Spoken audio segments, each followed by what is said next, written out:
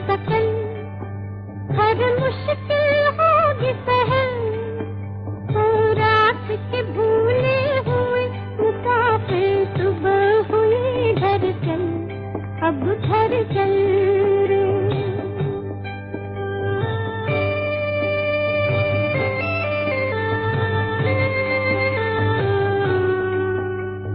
जीवन एक संग्राम है जोगी, संकट से क्या डरना, भव सागर में भंवर बिछे हैं, हंस हंस पार उतरना। अब तो जरा संभल, तेरा जाएगा भाग्य बदल, ओ रात के भूले हुए मुसाफिर, सुबह हुई घर चल, अब घर चल रे। आज नहीं तो कल बिखरेंगे ये बादल, ओ रात के भूले हुए मुसाफिर, सुबह हुई घर चल, अब घर चल रे। ओम शांति। 17/12/2024 प्रातः मुरली। ओम शांति। बाप दादा मधुबन। बाबा आज कह रहे हैं, मीठे बच्चे, तुम बाप के पास आए हो अपना सौभाग्य बनाने। परम सौभाग्य उन बच्चों का है जिनका ईश्वर सब कुछ स्वीकार करता है। मीठे बच्चे, तुम बाप के पास आए हो अपना सौभाग्य बनाने। परम सौभाग्य उन बच्चों का है जिनका ईश्वर सब कुछ स्वीकार करता है। प्रश्न: बच्चों की किस एक भूल से माया बहुत बलवान बन जाती है? उत्तर: बच्चे भोजन के समय बाबा को भूल जाते हैं। बाबा को ना खिलाने से माया भोजन खा जाती है, जिससे वो बलवान बन जाती है, फिर बच्चों को ही हैरान करती है। यह छोटी सी भूल माया से हार खिला देती है। इसलिए बाप की आज्ञा है, बच्चे याद में आओ, खाओ, पक्का प्रण करो, तुम ही से खाऊं आदि आदि। जब याद करेंगे तब वो राजी होगा। गीत। आज नहीं तो कल बिखरेंगे ये बादल। ओम शांति। बच्चे समझते हैं कि हमारे दुर्भाग्य के दिन बदलकर अब सदा के लिए सौभाग्य के दिन आ रहे हैं। नंबरवार पुरुषार्थ अनुसार भाग्य बदलते ही रहते हैं। स्कूल में भी भाग्य बदलते रहते हैं ना, अर्थात ऊंच होते जाते हैं। तुम अच्छी रीति जानते हो, अब ये रात खत्म होने वाली है। अब भाग्य बदल रहा है। ज्ञान की वर्षा होती रहती है।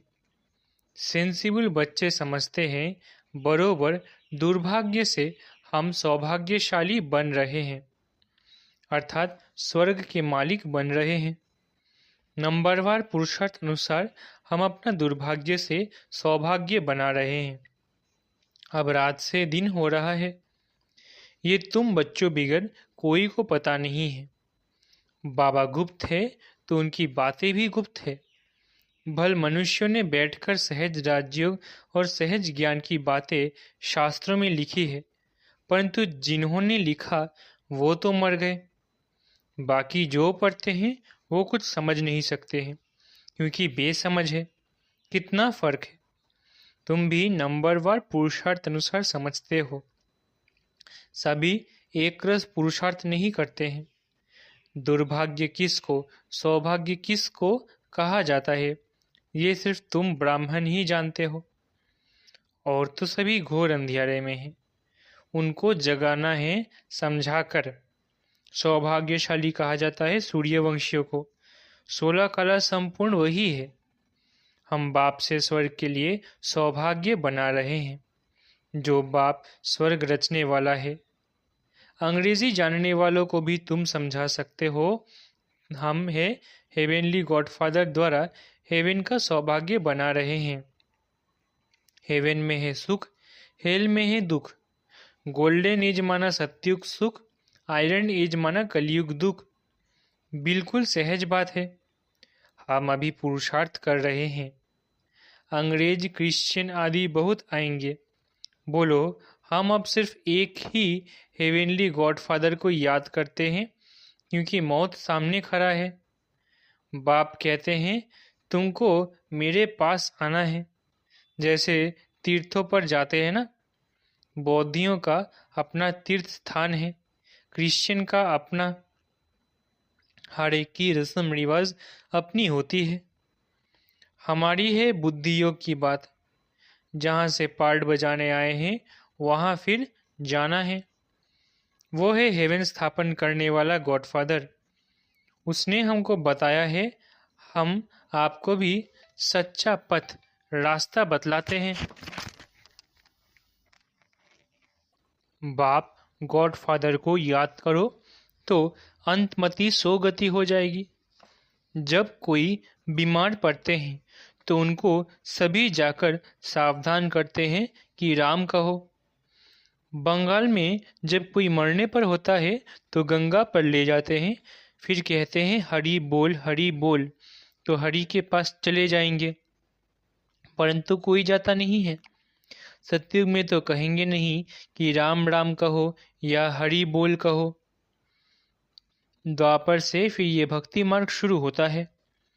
ऐसे नहीं, सतयुग में कोई भगवान या गुरु को याद किया जाता है, वहाँ तो सिर्फ अपनी आत्मा को याद किया जाता है।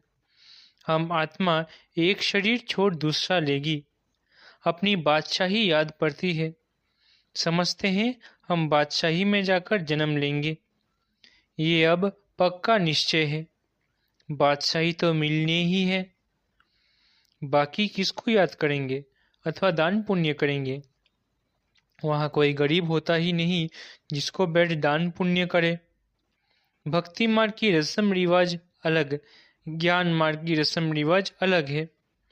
अभी बाप को सब कुछ दे 21 जन्म का वर्षा ले लिया, बस फिर दान पुण्य करने की दरकार नहीं। ईश्वर बाप को हम सब कुछ दे देते हैं, ईश्वर ही स्वीकार करते हैं। स्वीकार न करे तो फिर देवे कैसे? ना स्वीकार करे तो वो भी दुर्भाग्य। स्वीकार करना पड़ता है ताकि उनका ममत्व मिटे। ये भी राज तुम बच्चे जानते हो। जब ज़रूरत ही नहीं होगी तो स्वीकार क्या करेंगे? यहाँ तो कुछ इकट्ठा नहीं करना है, यहाँ से तो ममत्व मिटा देना पड़ता है। बाबा ने समझाया है, बाहर कहाँ जाते हो तो अपने को बहुत हल्का समझो। हम बाप के बच्चे हैं, हम आत्मा रॉकेट से भी तीखी है।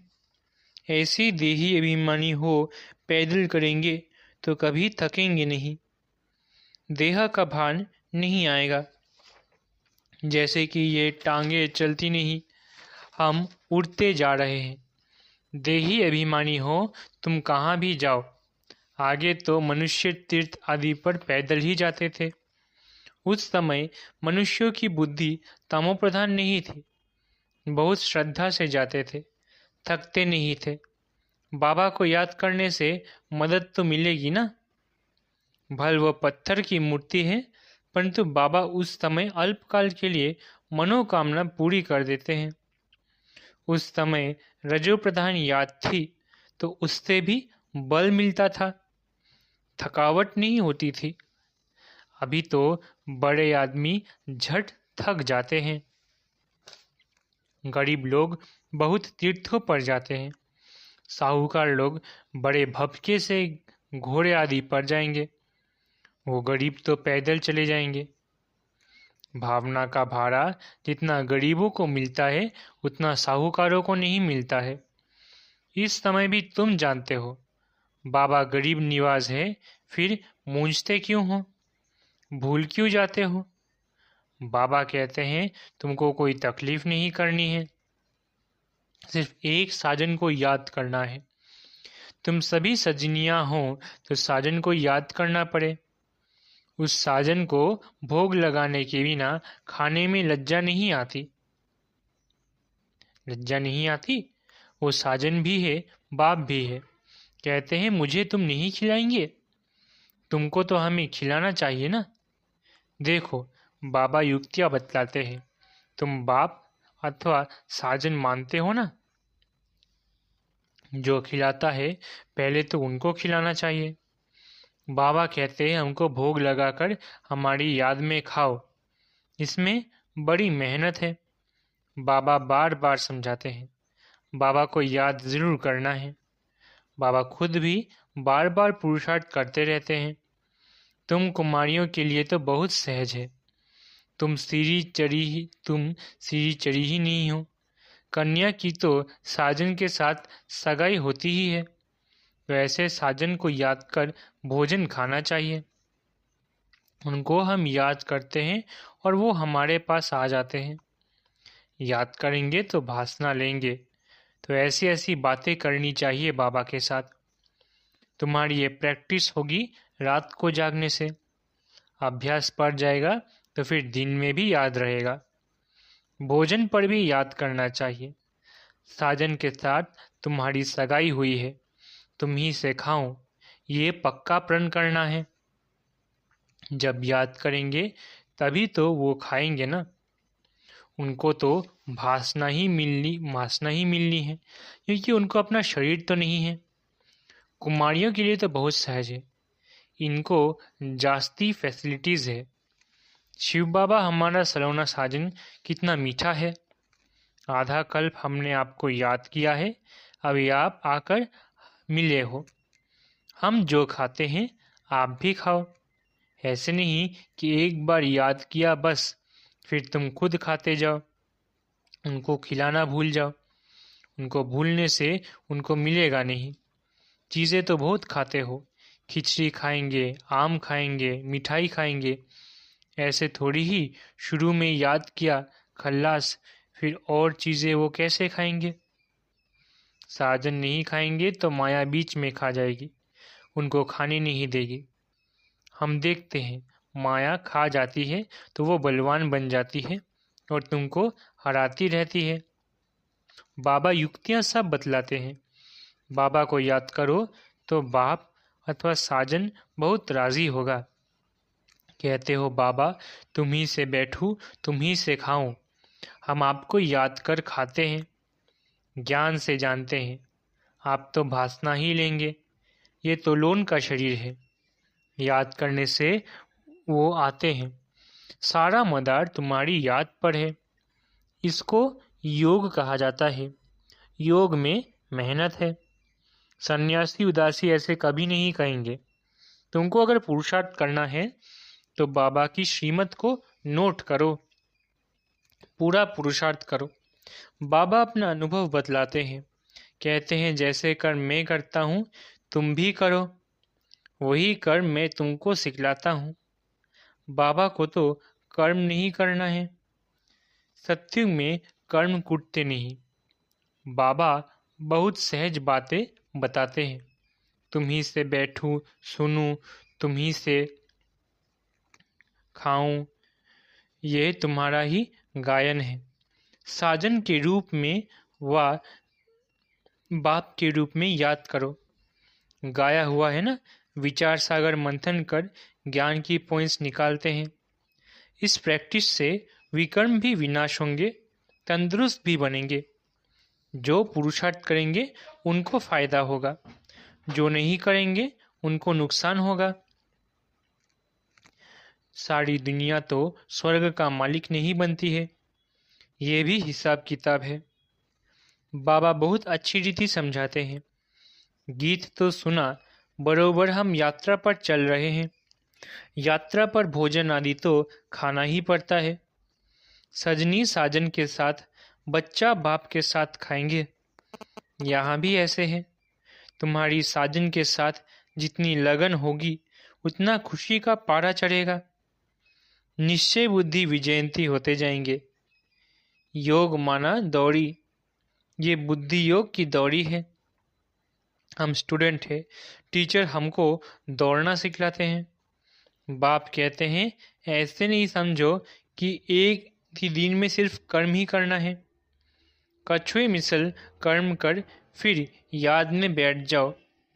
भ्रमरी सारा दिन भूं भूं करती है, फिर कोई उड़ जाते, कोई मर जाते हैं। वो तो एक दृष्टांत है। यहाँ तुम भू भू कर आप सामान बनाते हो। उसमें कोई का तो बहुत लव रहता है, कोई सड़ जाते हैं, कोई अधूरे रह जाते हैं, भागंती हो जाते हैं, फिर जाकर कीड़ा बनते हैं। तो ये भू भू करना बहुत सहज है। मनुष्य से देवता किए करत न लागी वार। अभी हम योग लगा रहे हैं, देवता बनने का पुरुषार्थ कर रहे हैं। यही ज्ञान गीता में था। वो मनुष्य से देवता बनाकर गए थे। सतयुग में तो सब देवताएं थे। जरूर उन्हों को संगम युग पर ही आकर देवता बनाया होगा। वहां तो देवता बनने का योग नहीं सिखलाएंगे। सतयुग आदि में देवी देवता धर्म था और कलयुग अंत में है आसुरी धर्म। ये बात सिर्फ गीता में ही लिखी हुई है। मनुष्य को देवता बनाने में देरी नहीं लगती है, क्योंकि एम ऑब्जेक्ट बता देते हैं। वहाँ सारी दुनिया में एक धर्म होगा। दुनिया तो सारी होगी ना, ऐसे नहीं चीन यूरोप नहीं होगा। होंगे, परंतु वहाँ मनुष्य नहीं होंगे। सिर्फ देवता धर्म वाले होंगे और धर्म वाले होते नहीं। अभी है कलयुग। हम भगवान द्वारा मनुष्य से देवता बन रहे हैं। बाप कहते हैं तुम 21 जन्म सदा सुखी बनेंगे। इसमें तकलीफ की कोई बात ही नहीं। भक्ति मार्ग में भगवान के पास जाने के लिए कितनी मेहनत की है। कहते हैं पार निर्वाण गया। ऐसे कभी नहीं कहेंगे कि भगवान के पास गया, कहेंगे स्वर्ग गया। एक के जाने से तो स्वर्ग नहीं बनेगा, सबको जाना है। गीता में लिखा हुआ है भगवान कालों का काल है, मच्छर सदृश्य सभी को वापिस ले जाता है। बुद्धि भी कहती है चक्र रिपीट होना है। तो पहले पहले जरूर सत्युगी देवी देवता धर्म रिपीट होगा, फिर बाद में और धर्म रिपीट होंगे। बाबा कितना सहज बतलाते हैं मन मना भव। बस 5000 वर्ष पहले भी गीता के भगवान ने कहा था, हे लाडले बच्चे, अगर श्री कृष्ण कहेंगे तो दूसरे धर्म वाले कोई सुन ना सके। भगवान कहेंगे तो सभी को लगेगा गॉडफादर हेवन स्थापन करते हैं, जिसमें फिर हम जाकर चक्रवर्ती राजा बनेंगे। इसमें कोई खर्चे आदि की बात नहीं है, सिर्फ सृष्टि के आदि मध्य अंत को जानना है। तुम बच्चों को विचार सागर मंथन करना है। कर्म करते दिन रात ऐसे पुरुषार्थ करते रहो। विचार सागर मंथन नहीं करेंगे या बाप को याद नहीं करेंगे, सिर्फ कर्म करते रहेंगे तो रात को वही ख्यालात चलते रहेंगे। मकान बनाने वाले को मकान का ही ख्याल चलेगा। भल विचार सागर मंथन करने की रिस्पॉन्सिबिलिटी इन पर है, परंतु कहते हैं कलश लक्ष्मी को दिया है तो तुम लक्ष्मी बनती हो ना। अच्छा, मीठे मीठे सिकिलधे बच्चों प्रति माता पिता बाप दादा का याद प्यार और गुड मॉर्निंग। रूहानी बाप की रूहानी बच्चों को नमस्ते। हम रूहानी बच्चों की रूहानी माता पिता बाप दादा को याद प्यार, गुड मॉर्निंग और नमस्ते नमस्ते नमस्ते। शुक्रिया बाबा। धारणा के लिए मुख्य सार। पहला, श्रीमत को नोट कर पुरुषार्थ करना है। बाप ने जो कर्म करके सिखाया है वही करने हैं। विचार सागर मंथन कर ज्ञान की पॉइंट्स निकालनी है। दूसरा, अपने आप से प्रण करना है कि हम बाप की याद में ही भोजन खाएंगे। तुम ही से बैठूं, तुम ही से खाऊं, ये वायदा पक्का निभाना है। वरदान, कर्म और संबंध दोनों में स्वार्थ भाव से मुक्त रहने वाले बाप समान कर्मातीत भव। कर्म और संबंध दोनों में स्वार्थ भाव से मुक्त रहने वाले बाप समान कर्मातीत भव। आप बच्चों की सेवा है सबको मुक्त बनाने की, तो औरों को मुक्त बनाते स्वयं को बंधन में बांध नहीं देना। जब हद के मेरे मेरे से मुक्त होंगे तब अव्यक्त स्थिति का अनुभव कर सकेंगे।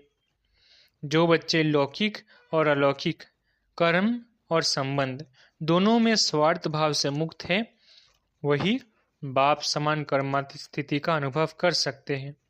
तो चेक करो कहाँ तक कर्मों के बंधन से न्यारे बने हैं। व्यर्थ स्वभाव संस्कार के वश होने से मुक्त।